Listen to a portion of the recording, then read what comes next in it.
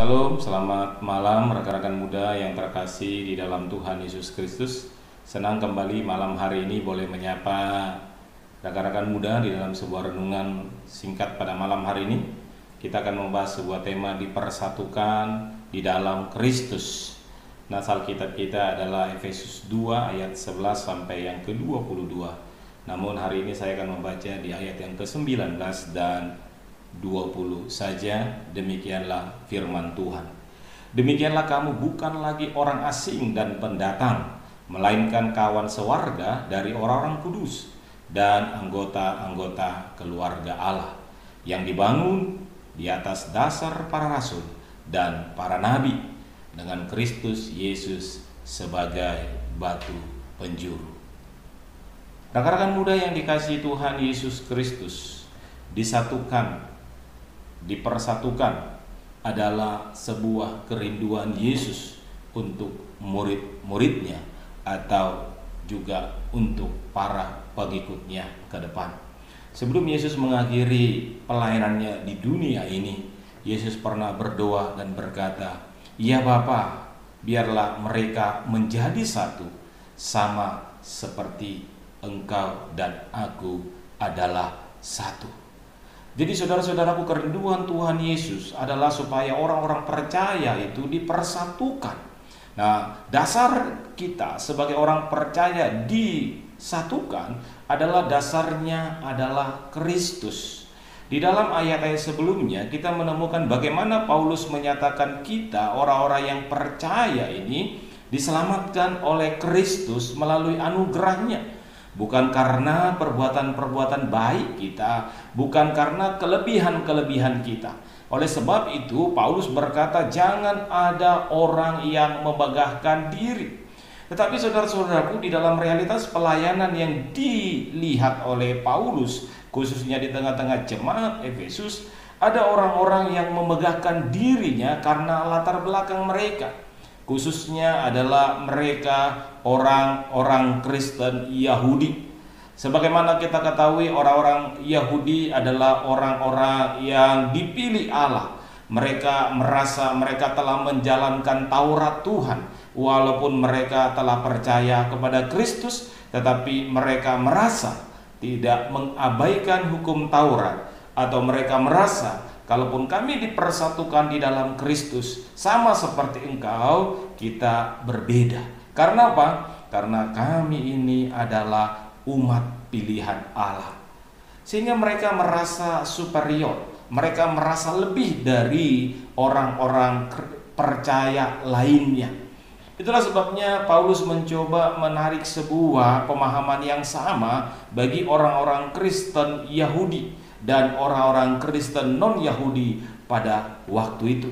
Yaitu Paulus mengatakan bahwa di dalam Kristus tidak ada lagi perbedaan antara orang-orang Kristen Yahudi dan orang-orang Kristen non-Yahudi. Di dalam Kristus tidak ada lagi perbedaan orang-orang yang telah menerima dan telah mendengarkan bahwa mereka adalah umat pilihan Allah dengan orang-orang percaya yang baru menerima anugerah Allah di dalam Kristus Yesus. Karena apa? Karena pemberitaan para nabi, yaitu apa yang disampaikan oleh nabi adalah sebuah nubuatan tentang Kristus. Dan pemberitaan para rasul adalah berita tentang Mesias yang telah datang, yang telah menyelamatkan, yang telah memanggil kembali orang yang berdosa.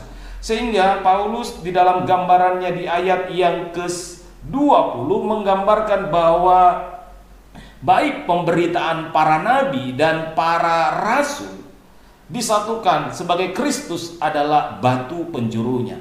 Saudaraku, batu penjuru ini adalah batu yang diletakkan di sudut tertentu yang menopang dua sisi. Sehingga melalui batu ini diharapkan bangunan itu akan berdiri kokoh, akan berpondasinya, akan kuat, saudara. Maka di dalam Kristus, orang-orang percaya yang menganut atau orang-orang percaya Yahudi dan orang-orang percaya non-Yahudi dipersatukan di dalam Kristus. Itulah sebabnya Paulus berkata, kamu yang dulu jauh, yang tidak pernah mendengar nubuatan tentang Mesias, yang tidak pernah mendengar istilah umat pilihan Allah, Tetapi di dalam Kristus engkau sekarang menjadi umat pilihan Allah. Di dalam Kristus engkau menjadi bagian yang mendapatkan karya keselamatan Allah. Oleh sebab itulah Paulus menggambarkannya, kalau begitu kita yang telah dipersatukan oleh Kristus, maka sekarang kita menjadi sewarga kerajaan Allah, atau menjadi anggota-anggota keluarga Allah. Saudaraku, sebagai anggota keluarga, kita ini memiliki kesamaan. Di dalam bahasan Paulus di kitab Korintus dikatakan bahwa kalau ada anggota tubuh yang lain sakit, maka anggota tubuh yang lain dapat merasakannya. Maka sebagai anggota keluarga Allah yang telah dipersatukan di dalam kerajaannya, maka seharusnya kita sebagai orang percaya, khususnya orang-orang Yahudi dan non-Yahudi pada waktu itu, mereka harus menjadi satu bagian untuk mengerjakan pekerjaan Allah, untuk menyatakan anugerah Allah kepada orang-orang yang belum pernah mendengarnya. Saudara-saudaraku yang terkasih, di dalam sejarah gereja kita menemukan bagaimana gereja berbeda. Secara khusus bagaimana orang-orang, mohon maaf, kulit hitam dan kulit putih pada waktu itu membentuk sebuah yang namanya gereja-gereja tertentu. Kita pernah mendengar mungkin bagaimana kisah Mahatma Gandhi yang datang ke gereja, tapi mohon maaf, karena kulitnya bukan kulit putih, maka dia ditolak oleh gereja yang berkulit putih pada waktu itu. Mereka berkata, "Maaf Bapak, kalau Anda mau ke gereja, silakan pergilah ke gereja yang di sebelah sana." Saudaraku, mendengar itu hati Mahatma Gandhi miris. Dia berkata, "Untuk apa saya datang ke gereja kalau orang-orang gereja yang katanya pengikut Kristus tetapi tidak meneladani Kristus dalam kehidupannya?" Saudara, kita harus belajar dari kegagalan gereja. Dan dalam konteks hari ini sebagai anak-anak muda yang telah dipersatukan di dalam sebuah gereja, maka seharusnya kita bersyukur. Walaupun kita berbeda latar belakang, berbeda budaya, berbeda cara berpikir, berbeda dengan menyikapi sesuatu hal, tetapi di dalam Kristus biarlah perbedaan-perbedaan itu kita satukan untuk membangun keluarga Allah yang lebih kuat. Saudara-saudaraku, di dalam pelayanan kita sebagai generasi muda, marilah kita mampu untuk saling menerima. Inilah sesungguhnya kekuatan untuk dapat dipersatukan. Kemampuan untuk mampu menerima, kemampuan untuk mampu merasakan apa yang dirasakan orang lain melalui empati, itu adalah kekuatan untuk mampu tetap menjadi satu, saudara. Oleh sebab itu, ketika kita memiliki ego, ketika kita memiliki yang namanya ambisi, ketika kita memiliki yang namanya idealisme, marilah itu kita persatukan di dalam kasih Kristus, sehingga yang namanya kekurangan kita bersama-sama menutupi, yang namanya kelemahan bersama-sama kita bertopang tangan, bergandeng tangan untuk saling menguatkan. Yang namanya kesalahan, mari sama-sama kita ingatkan dan kita perbaiki. Supaya apa? Supaya kesatuan itu bisa diwujud nyatakan. Sebagai generasi muda yang telah dipersatukan di dalam Kristus, marilah saudara-saudaraku kita bergandengan tangan untuk boleh mengkaryakan kasih Kristus di tengah-tengah orang yang belum pernah mendengarkannya. Itulah kerinduan Paulus, supaya melalui gereja yang dipersatukan, banyak jiwa yang mendengar kasih Kristus dan mereka juga boleh datang kepada Kristus.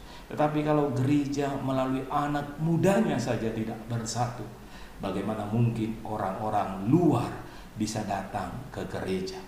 Kalau anggota gereja, anak-anak mudanya secara khususnya tidak mampu saling menerima, bagaimana mungkin kita mampu menerima orang yang datang ke gereja?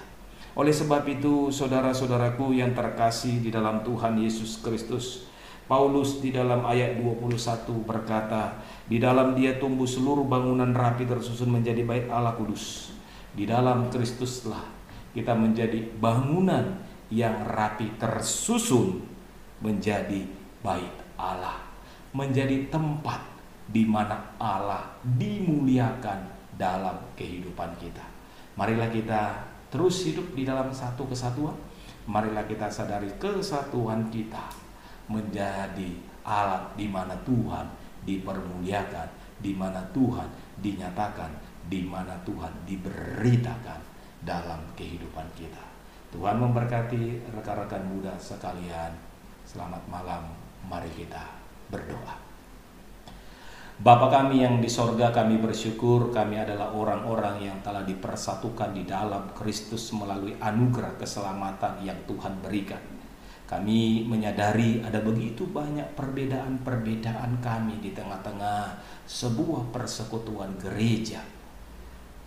Berbeda dalam cara pandang, berbeda dalam menyikapi sesuatu, berbeda dalam mencapai sesuatu, dan masih banyak lagi perbedaan-perbedaannya.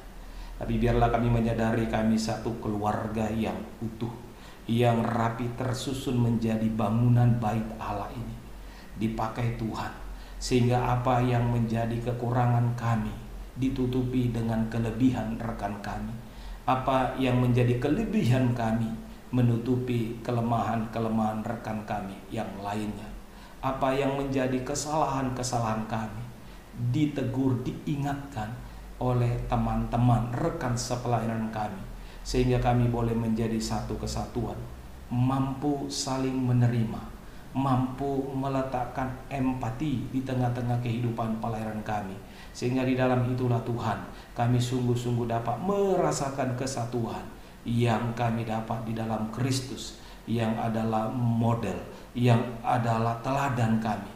Sama seperti Engkau Bapa satu dalam Kristus, kiranya pun kami menjadi satu kesatuan di dalam Kristus juga. Tuhan menolong anak-anak mudamu dalam karya mereka, Tuhan menolong mereka dalam kehidupan masa depan, dan Tuhanlah menolong mereka terus menjadi berkat dimanapun mereka berada. Terima kasih Bapa. Tuhan Yesus berkati hidup kami, dalam nama-Mu kami berdoa. Amin. Shalom, selamat malam.